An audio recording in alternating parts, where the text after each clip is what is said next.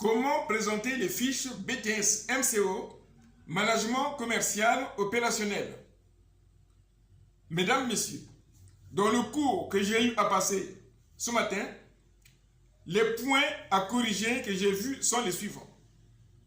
Au niveau du contexte, j'ai vu dans certains dossiers, les étudiantes et étudiants ont présenté le contexte sans mention de l'année de création de l'entreprise, sans mention du chiffre d'affaires, sans indication précise sur la concurrence de l'entreprise et sans mention des effectifs. Donc ces données n'apparaissent nullement dans le contexte.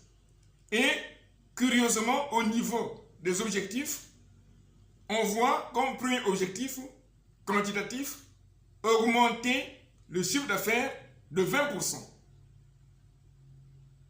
Je pose la question, mais pourquoi avez-vous décidé de vous fixer comme objectif l'augmentation du chiffre d'affaires à hauteur de 20%, étant donné que dans votre contexte, il n'y a aucune indication sur le chiffre d'affaires, rien ne n'indique que l'entreprise doit forcément augmenter le chiffre d'affaires, autrement il y aura une menace. Il n'y a aucun élément. Donc quand on analyse ce premier objectif, il y a un défaut de pertinence de l'objectif.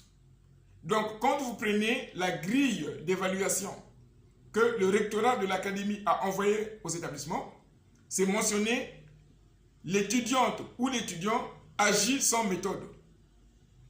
En ce moment-là, on va cocher là et on vous enlève des points. Autre point, absence de pertinence des objectifs.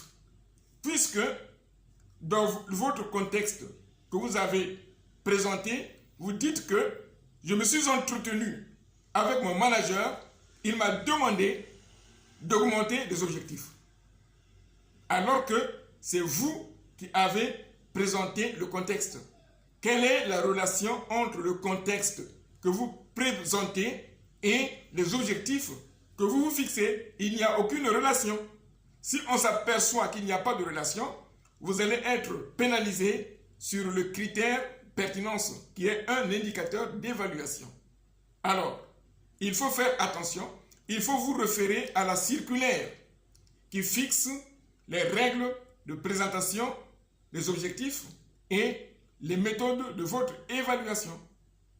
Si vous avez besoin d'un encadrement, n'hésitez pas à contacter Beric Enseignement et un service accompagnement vous sera proposé.